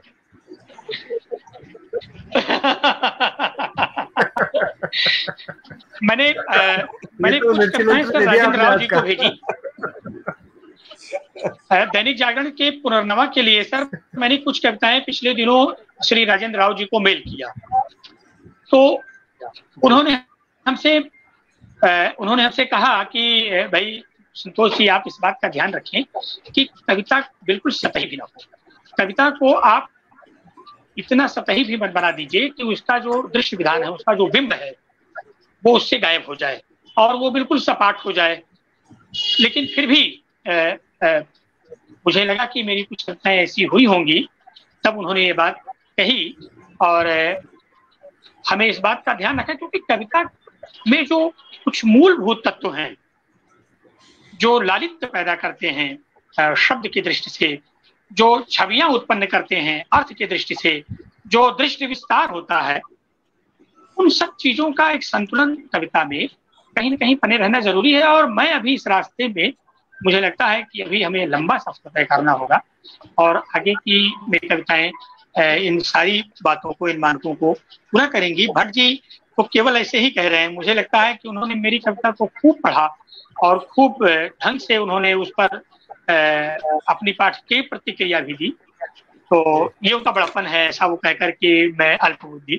जी सर, मैं अगला सवाल आपसे पूछना चाह रहा था कि बहुत सारे हमारे शिक्षक साथी हैं जो फेसबुक में और तमाम सोशल मीडिया में अपनी कविताएं आए दिन लिखते हैं, वो हमारा शो भी देखते हैं रोज, लेकिन वो बेचारे अभी तक अपना काव्य संग्रह नहीं छाप पाए सर। तो आपके 2 कविता संग्रह आ गए हैं मार्केट में। मैं जी उनकी ओर से एक सवाल पूछना चाहता हूँ सर कि ये क्या है सर, कैसे छपती है, कैसे लोगों तक पहुंचाते हैं आप, इसका स्पॉन्सर कौन करता है, थोड़ा हमारे दर्शकों को बताइएगा सर। और मुझे अपना फोन नंबर दीजिएगा सर। केदारनाथ आपदा, हाँ जी, मेरा मोबाइल नंबर है, आप चाहें तो मैं यहाँ बोल दूं या भट्ट जी के पास? जी बाद में हो जाएगा जी। 2013 में जब केदारनाथ आपदा आई थी तो मेरी 4 कविताएं, मैं उनको अभी सुनाऊंगा आपको। केदारनाथ आपदा के बाद मेरी 4 कविताएं केदारनाथ आपदा पर केंद्रित अमर उजाला में प्रकाशित हुई थी। तो मेरे एक कवि मित्र गाजियाबाद में हैं, उन्होंने कहा कि भाई आप के पास कितनी कविताएं हो गई होंगी और उनको आप प्रयास करिए कि अगर वो 100-125 के आसपास अगर हो गई हैं तो आप उनको छपवाएं। उसके पहले मैंने कभी भी इस ओर ध्यान नहीं दिया कि मैं कविताओं की कोई किताब की शक्ल में उनको लोगों तक वो जाए और मैं इस प्रकार का कोई उद्यम करूं। लेकिन उन्होंने हमको मायामृग जी का नंबर दिया और चूंकि पहला संग्रह मेरा 2013 में आया और उन्होंने संपर्क कराया, उन्होंने बातचीत की और कहा कि भाई नैनीताल के रहने वाले मेरे बड़े मित्र साथी हैं, वो मित्र हैं और मैं चाहूंगा कि यार आप जरा इनको सुनिए और इनकी कविताएं अगर लोगों तक पहुंचे तो अच्छा होगा। तो उस बातचीत के दरमियान फिर उन्होंने, मायामृग जी ने हमसे कहा कि संतोष जी आप अपनी कविताओं को कलेक्ट करिए और 1-आध हफ्ते में आप उनसे बात करिएगा। तो उसी क्रम में फिर मैंने उस तरीके से मतलब वो तैयारी शुरू की कि हाँ ठीक है, चलो इसी बहाने कुछ कविताएं कलेक्ट हो जाएंगी और कुछ लोगों तक पहुंच जाएंगी। तो वो उद्यम मेरा सफल रहा और करीब 6-7 महीने का समय लगा 2014 में, 2013 लास्ट में, 14 में शुरू में उधर में कविताओं की किताब फिलहाल सुरहातेश्वर प्रकाशित होकर आ गई। तो सर वो ईश्वर, तो ये था सर, कविताओं को सहेजना हुआ और क्योंकि एक अभिलेख के रूप में कविताएं आ जाती हैं और कहीं न कहीं से चूंकि इसके लिए हमें, चूंकि मेरा पहला संग्रह था तो मैंने उनसे बातचीत की और उन्होंने कहा कि भाई ऐसा है कि मैं आपसे जो इसका मिनिमम चार्ज होगा वो आप हमें दीजिएगा और फिर मैं आपके संग्रह को निकालने में मैं भी उत्सुक हूँ और मुझे आपकी कविताएं पसंद आई। तो इस तरीके से मेरा पहला संग्रह प्रकाशित हुआ जी।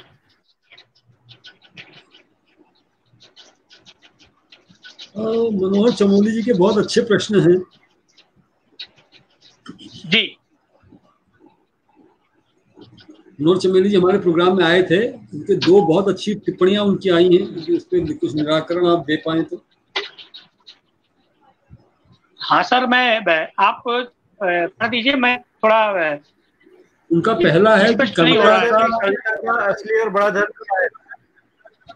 असली और बड़ा धर्म क्या है? कविता का धर्म मुझे लगता है कि एक अच्छी कविता या कविता का जो मूल धर्म है वो कहीं न कहीं मनुष्य का हित ही है, मानवता का हित, मनुष्य को मूल्यों की स्थापना, मूल्यों का संरक्षण ये कविता का धर्म है, ये कविता का उद्देश्य भी है मेरे हिसाब से। उनका दूसरा सवाल ये है कि साहित्य अपने धर्म से विमुख हो रहा है या साहित्यकार? साहित्य मेरे हिसाब से सर कहीं ना कहीं विचलन की स्थिति जरूर है, और ऐसे में बहुत जरूरी है कि अपने मूल्यों को, या जो कविता के या जो साहित्य के या जो जीवन के मूल्य हैं, जो स्थापनाएं हैं, उनको जीना और उनको बरकरार रखना, उनको अपने साहित्य में स्थापित करना, ये पहला धर्म है। ये मैं सवाल बड़ी फिर से बात है। मैं सवाल फिर से दोहराना चाहूंगा तिवारी साहब, मैं सवाल फिर से दोहराना चाहूंगा। उन्होंने आपको केवल 2 ऑप्शन दिए हैं केबीसी की तरह, कोई इसमें फोन और फ्रेंड नहीं हो सकता जी। उन्होंने कहा कि साहित्य अपने धर्म से विमुख हो रहा है या साहित्यकार। अब आप बताइए, साहित्य विमुख हो रहा है या साहित्यकार विमुख हो रहा है? कौन हो रहा है दोनों में से? नहीं, साहित्यकार ही कुछ हो रहे हैं, साहित्य नहीं हो रहा है। साहित्य नहीं हो रहा है सर, साहित्यकार ही हो रहा होगा। और मैंने कहा ना कि जो आग्रह हैं, जो अपनी मान्यताएं हैं, जो अपने मूल्य हैं, जो अपनी सोच है, उन सारी चीजों को अगर हम साहित्य में आने देंगे तो कहीं ना कहीं साहित्य की जो ना है, साहित्य का जो सरोकार है, जो उसका एक बड़ा स्वरूप है, वो प्रभावित होगा। जी ठीक से साहब, साहित्यकार हो रहा है, साहित्य नहीं हो सकता। अपन बायोडाटा में तिवारी जी तुम लिख रही हो कि कुमाऊनी भाषा ने तुम मैंने प्रयास कर रखी है अपन स्कूल में, नंदनाथ कार्यशाला कर रहा है जो कुमाऊनी शिक्षक हो, तो कसिन करसा महाराज जो कार्यशालाओं में के करसा जरा सबों को बतावा थे। सर हमने निर्मला पुतुल की एक कविता आओ मिलकर बचाएं, हम जब बच्चों को इस कविता को पढ़ाते हैं और उस कविता में इस बात का भी उल्लेख होता है कि हमें अपनी भाषा की सुगंध है, हमें अपनी माटी की सुगंध है, अपने परिवेश। तो जब हम इन सारी चीजों की बात करते हैं और इन सारी चीजों को बहुत अच्छी तरीके से अगर हम बचाना चाहते हैं, इनको संरक्षित करना चाहते हैं, तो उसमें सबसे महत्वपूर्ण चीज जो होगी वो होगी अपनी भाषा। वो चाहे कुमाऊनी भाषा हो, चाहे अवधी भाषा हो, चाहे भोजपुरी हो, क्योंकि वो आसानी से संप्रेष्य हो जाती है और उसमें हम अपनी बहुत जटिल से जटिल बातों को आसानी से कह लेते हैं। हम बच्चों को कहते हैं, मुझे बहुत अधिक कुमाऊनी के बारे में मैं बहुत अधिकारी विद्वान नहीं हूँ, लेकिन मैं प्रयास ये करता हूँ, मैं अभिभावक से भी कहता हूँ, बच्चों से कहता हूँ कि आप अपनी भाषा में बात करें, आप कुमाऊनी में बातचीत करें और जितना ज्यादा से ज्यादा हो सकता है इसका संरक्षण करें। अब मैं एक बात आपको बताऊं सर, मैं पीरू मदारा में रहता हूँ और पीरू मदारा में पंजाबी बहुल एरिया है ये। तो यहाँ के जो बच्चे हैं, क्योंकि पीरू मदारा में पर्वतीय क्षेत्र के लोग हैं, लेकिन एक साइड ऐसा भी है जहाँ पंजाबियों का क्षेत्र है, बहुत ज्यादातर पंजाबी रहते हैं, वो किसान हैं, काश्तकार हैं। तो वो जो संगीत सुनते हैं, उस संगीत को हमारे कुमाऊनी के बच्चे, हमारे इस पर्वतीय क्षेत्र के बच्चे भी उसको सुनते हैं, उस पर डांस करते हैं और उससे उसको वो अपने कान में लगा करके, ईयरफोन में लगा कर सुनते हैं। तो मैं उनसे पूछता हूँ कि भाई आप इसमें क्या समझ रहे हैं, आपको बात समझ में आ रही है? तो बहुत खुश होते हैं वो। अब वो क्या बातें उनको समझ में आती है, तो मैं कहता हूँ कि नहीं, आप अपनी जो भाषा है, अपनी भाषा के जो गीत है, हीरा सिंह राणा जी हैं और बहुत सारे जो हमारे। आप मेरा सवाल नहीं समझे सर, मैं ये पूछ रहा था, मैं आपको हिंदी में आप पूछता हूँ, अभी मैंने कुमाऊनी में पूछा था। मेरा सवाल ये था कि आप कुमाऊनी भाषा के लिए बच्चों के साथ जो कार्यशाला करते हैं उसमें क्या गतिविधि करते हैं कि बच्चे कुमाऊनी सीखें, कुमाऊनी को समझें? जी, ये सवाल था मेरा सर। हम सर, हाँ, मैं सर प्रयास ये करता हूँ कि अब मैं लोगों का सहयोग लेता हूँ। मैं सीधे तो नहीं हो पाता, लेकिन मैं सहयोग लेता हूँ और कहता हूँ कि बच्चे मतलब मैक्सिमम उस भाषा को और जो प्रचलित शब्द हैं उनका प्रयोग करें और ये प्रयास करें कि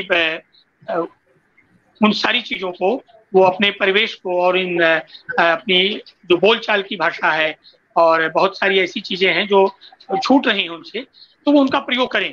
अब चूंकि वो करते हैं, कभी कभी हमसे भी बातचीत करते हैं, तो मैं लोगों का सहयोग लेता हूँ कि भाई ये बच्चे क्या कर रहे हैं, या आप हमें कुछ इस बारे में बताइए, या जो यहाँ के पर्व हैं, या ये जो आप करें कि बच्चों को। जी जी, थैंक यू सर। आज बड़ी खतरनाक बॉलिंग कर रहे हैं मनोहर चमोली मनु जी। एक और बाउंसर उन्होंने मारा है। वो कह रहे हैं कि कबीर ने अपना कोई संग्रह प्रकाशित नहीं कराया। आज हर दूसरा आदरणीय साहित्यकार अपने जेब से रुपया खर्च कर अपनी किताब प्रकाशित कराने को बेचैन क्यों है? बैग में रखकर अपने रिश्तेदारों को बेचने पर उतारू क्यों उतर आए? बिल्कुल बिल्कुल। मैं चमोली जी की इस बात से जी पहले जवाब ले लेते हैं बहुगुणा जी, फिर आपकी बात सुनेंगे। जी तिवारी जी, बोलिए। मैं चमोली जी की, मैं बोलूं पहले सर? जी जी सर, जी आप बोलिए आप बोलिए। मैं चमोली जी की बात से बिल्कुल सहमत हूँ। ये भी एक तरह का लोभ है, और ये भी एक तरह का, मैं कहता हूँ सीधे सीधे कि आत्मसम्मोहन का विषय है कि एक किताब, दूसरी किताब, तीसरी किताब, तो ये तो लगता है कि घर में ही छापा खाना खुल गया है, अपनी जेब से पैसा लगाकर और ये करना। लेकिन ये बात जरूर है कि कविता हो या साहित्य की कोई भी विधा हो, अगर उसको साहित्यकार उससे जुड़ा है, उसको लिख रहा है, तो उसमें वो क्वालिटी पर ध्यान दे, उसकी गुणवत्ता पर ध्यान दे, और क्वांटिटी ज्यादा मायने नहीं रखती है। श्री नरेश सक्सेना जी जो मेरे बड़े आत्मीय हैं और मैं उनसे संपर्क में रहता हूं, तो उन्होंने कहा कि यार करीब 40-42 साल तक मैंने कविता लिखी, तब मेरी कविता की एक किताब आई और उसका नाम है समुद्र पर हो रही थी बारिश। तो कहीं न कहीं मैं भी इस लपेटे में हूं कि मैंने भी 5-6 साल के अंतराल में मेरी एक दूसरी किताब भी आ गई, या ऐसे बहुत सारे लोग हैं। तो इससे थोड़े बचने की जरूरत है और उन्हें तन्मय होकर के अपना काम, कबीर ने तो कुछ नहीं किया, लेकिन ये है कि कबीर और सूर और तुलसी का जूठन ही है जो हम सबको मिल रहा है, और उससे सब अपनी सरकार चलाए हुए हैं, और किताब पर किताब आती जा रही है। मैं मनोहर भाई को बताना चाहता हूँ कि कबीर के समय में छापे खाने प्रेस नहीं हुआ करते थे, और मैं मनोहर भाई को ये बताना चाहता हूँ, कबीर आज जिंदा होते तो टीचर्स में मिलते हमको, वो फेसबुक पे भी मिलते हैं। जी जी जी, चीजें बहुत बदल गई, चीजें बहुत बदल गई हैं। कबीर ने अपने समय के साधनों का अपने तरीके से प्रयोग किया, आज का साहित्यकार अपने समय के साधनों का अपने तरीके से प्रयोग कर रहा है। बढ़िया जवाब बहुगुणा जी। अभी ये आपने जो टिप्पणी की थी सर तिवारी जी थोड़ी देर पहले की साहित्यकार विमुख हो रहा है, तो मोहन चौहान जी को इस पर एक प्रत्युत्तर आया है। मोहन चौहान जी कह रहे हैं कि जब साहित्यकार ही अपने धर्म से विमुख हो रहा हो तो एक साहित्य कैसे बचा रह सकता है? मेरी समझ में दोनों एक दूसरे के पूरक हैं। ये इनकी ये टिप्पणी है कि सवाल है कि इनका स्टेटमेंट है? टिप्पणी है सर, टिप्पणी। इनका स्टेटमेंट है कि दोनों एक दूसरे के पूरक हैं। केवल साहित्यकार अगर विमुख हो जाएगा तो साहित्य कैसे बचेगा? अच्छा स्टेटमेंट है, इसमें बहस नहीं की जा सकती फिलहाल। अच्छी बात है उन्होंने। और चमोली जी धन्यवाद दे रहे हैं फिर से कि 40 एपिसोड निरंतर चल रहे हैं, सबको शुभकामनाएं दे रहे हैं, और कह रहे हैं कि जो उन्होंने सवाल पूछे बाउंसर नहीं थे। चमोली जी मैं जो बोलता हूँ उसका अंदाज थोड़ा सा बदल देता हूँ ताकि शो थोड़ा रोचक रहे, थोड़ा सा लोगों को सुनने में अच्छा लगे। बहुत गंभीर बहस हो जाएगी तो लोग छोड़ के भाग जाएंगे। नहीं हाँ, मैं सर एक बात और इसमें जोड़ूंगा। चमोली जी का प्रश्न बहुत जायज और बहुत प्रासंगिक है, लेकिन ये है कि कहीं ना कहीं उसको अगर इस तरीके से भी देखिए कि जो भी कुछ आदमी लिख पढ़ रहा है उसको एक अभिलेख के रूप में, एक दस्तावेज के रूप में वो अगर कर लेता है तो ठीक भी है, वो ठीक भी है। जी रामाश्रय सिंह जी कह रहे हैं डिग्री से सब सम्मान और धन के लोलुपता के कारण कुछ साहित्यकार ऐसा करते हैं। ये रामाश्रय सिंह जी का दृष्टिकोण है, सबकी अपनी अपनी दृष्टि है सर, उस पर हम कोई टिप्पणी नहीं करना चाहेंगे। और अगर हम इस पर जी हम पूरी रात बहस कर सकते हैं, लेकिन समय हमें इसकी इजाजत नहीं देता, तो हम आपसे सर वो कविता सुनना चाहेंगे। साहब अब हम आपसे वो कविता सुनना चाहेंगे जो आपके दिल के सबसे करीब है, आपकी लिखी हुई। केदार की बाढ़ की विभीषिका में इन्होंने कहा कि उन्होंने लिखी थी, वो भी बताएंगे ये। हाँ वो कविता सर, वो संग्रह का नाम इसलिए लिखा शायद कि फिलहाल सो रहा था ईश्वर, जब केदारनाथ में बाढ़ आई थी तो ईश्वर शायद सोए होंगे तब। कहा था कि 4 कविताएं मेरी अमर उजाला या दैनिक जागरण में छपी थी, उसमें से 1 या 2 कविताएं हाँ अमर उजाला में थी सर। जी जी कविताएं कैसे देखता है अमर उजाला में वो, अमर उजाला में वो कविताएं लगी थी, देख आदमी रोया, देख आदमी रोया शीर्षक से वो कविता मेरी लगी थी, मैं वही सुना रहा हूं सर।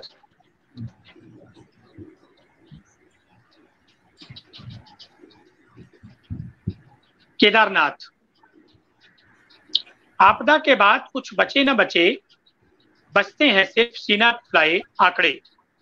आला अधिकारी थोड़े खेत के साथ नुकसान का अनुमान, जनमानस की क्षति समझाते हैं आंकड़ों में। मेरे त्रिदेव पानी, पहाड़ और जंगल हैं। बहुत बढ़िया। मेरे त्रिदेव पानी, पहाड़ और जंगल हैं। त्रिदेव के संयुक्त तिरस्कार का फल है आपदा। कैती, फावड़े और जेसीबी से लहूलुहान बाबा केदारनाथ कांप उठे, गुस्से से आंख तरेर कर बोले, अरे पागलों, कहीं और मनाओ हनीमून, पिकनिक स्पॉट बदलो, पिकनिक स्पॉट बदलो, रसूखदारों मुझे बख्शो। केदारनाथ 3, सुहाग की देवी गंगा। बमड़ी गांव में आपदा बाद बची हैं सिर्फ विधवाएं, बची हैं मलबे में चंद सांसें, भविष्य के सपने, नए पुराने कपड़े संदूक में और आमा का चश्मा। माता गंगा, घर जमींदोज नहीं होता, घर के साथ साथ उम्मीदें तमाम, रुपहले एहसासों के पल छिन भी जमींदोज होते हैं बाकायदे। अब विधवा स्त्रियों और अनाथ बच्चों को लेकर पखारूंगा तुम्हारे चरण, रहूंगा यहीं, मरूंगा यहीं तुम्हारी गोद में गंगा। केदारनाथ 4, बहुत बढ़िया। सचमुच हम जी सचमुच हमें नहीं आता, सचमुच हमें नहीं आता खुद को बचाना, बचाए रखना तपस्या की भूमि, नदियां, जंगलों, उपत्यकाओं और हिमझीलों को। क्या हरियाली को नीलाम होने देंगे रंगीन मिजाजों के हाथ?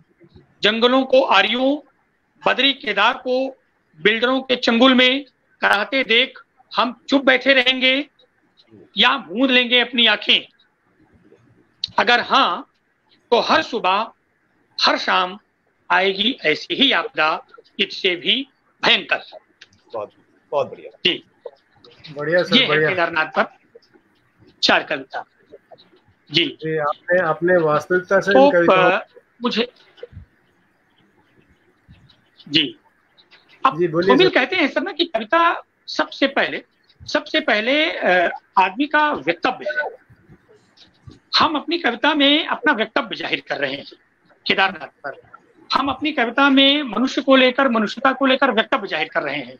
हम कोई पक्ष नहीं ले रहे हैं, हम उन बातों को उठा रहे हैं, उन विषयों को उठा रहे हैं जो बहुत सारे लोगों से जुड़ी हुई बात है, और जिसमें वो आदमी भी हाँ बोलेगा जो हमें नहीं जानता है, लेकिन हमारी कविता को सुन या पढ़ रहा है, या हमारी कविता का पाठ कर रहा है, या किसी भी कविता कर रहा है, मेरी ही नहीं। तिवारी जी, समय भी अपना वक्तव्य जारी कर रहा है सर। समय कह रहा है कि अब हम विदा लेते हैं, तो आज के शो के लिए, आज की इन शानदार कविताओं के लिए और इन गूढ़ बातों के लिए, इन गंभीर वक्तव्यों के लिए, इन शानदार कविताओं के लिए आपका तहे दिल से शुक्रिया। आपने बहुत कमाल का लिखा है, बहुत गजब लिखा है और बहुत गजब सुनाया भी है मैं आज हमारे दर्शकों को। तो ये शो एक के बजाय 1.5 घंटे चल गया।